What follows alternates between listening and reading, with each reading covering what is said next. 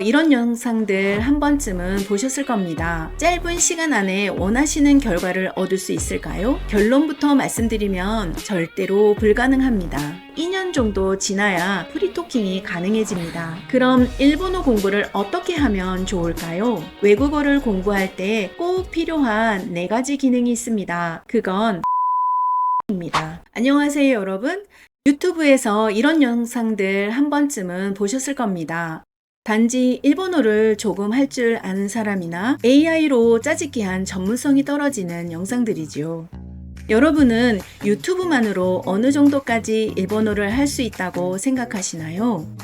짧은 시간 안에 원하시는 결과를 얻을 수 있을까요? 결론부터 말씀드리면 절대로 불가능합니다.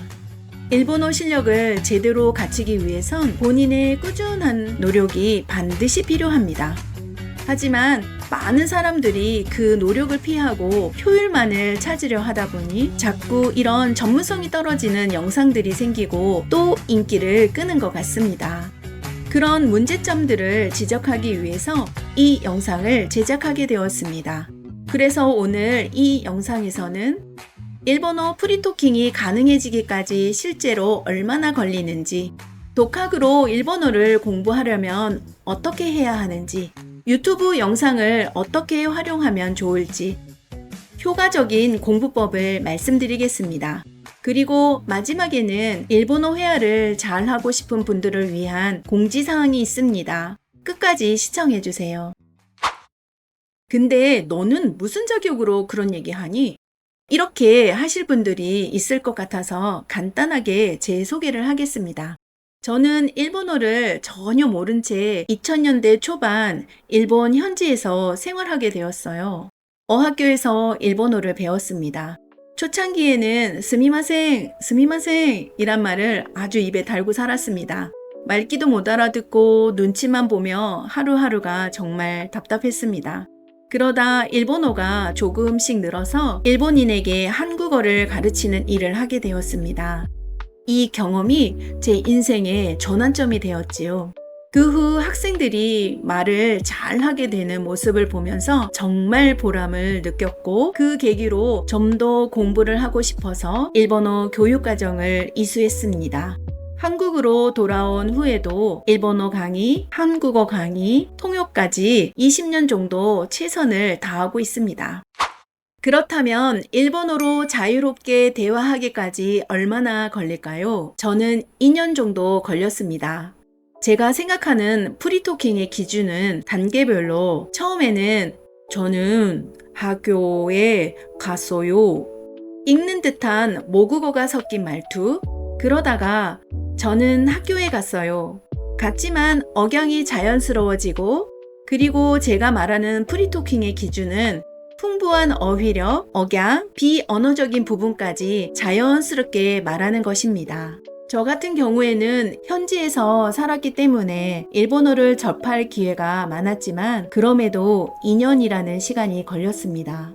지금 제가 가르치는 학생들 역시 평균적으로 2년 정도 지나야 자연스럽게 프리토킹이 가능해집니다. 자격증은 벼락치기로 몇 개월만 공부하면 딸 수 있을지 몰라도 자유롭게 대화까지 가는 데에는 그 이상의 시간이 필요합니다. 그래서 제가 학생들에게 자주 하는 말이 있어요. 일본어로 대화하는 꿈을 꿀 정도로 공부해라. 좀 심하게 들릴지 모르겠습니다. 하지만 시간과 돈을 투자하고 학원까지 와서 공부하는데 그만큼의 결과가 나오지 않으면 속상하잖아요. 그래서 최선을 다해 주었으면 하는 마음으로 전하고 있습니다. 그럼 일본어 공부를 어떻게 하면 좋을까요? 효율적으로 외국어를 공부할 때 꼭 필요한 4가지 기능이 있습니다. 그건 바로 읽기, 쓰기, 듣기, 말하기입니다. 읽기는 시각적인 정보를 얻기 위해서 필요하고 쓰기는 시각적으로 나의 생각을 전달하기 위해서 필요하고 듣기는 소리로 된 정보를 이해하기 위해서 필요하고 말하기는 내 생각을 소리로 전달하기 위해서 필요합니다. 그 외에도 필요한 이유가 많이 있습니다. 그런데 이 4가지를 균형 있게 하지 못하게 되면 문제가 생깁니다. 대표적인 두 가지 문제의 유형입니다. 첫 번째, 듣기, 읽기는 되고 말은 못하는 경우. 주로 자격증 공부만 한 사람들에게 많이 나타납니다. 듣고 이해는 할지라도 그걸 즉각적으로 말하는 건 전혀 다른 능력이에요. 입력만 하고 출력은 안 해본 거죠. 그래서 자격증이 있어도 말하기를 못합니다. 두 번째, 듣기, 말하기만 하고 쓰기, 읽기를 못하는 경우. 보통 일본인과 대화 어플만 사용하는 사람들이 그렇습니다. 이런 경우 그 집단 안에서만 소통하다 보니 사용하는 어휘의 폭이 좁아집니다.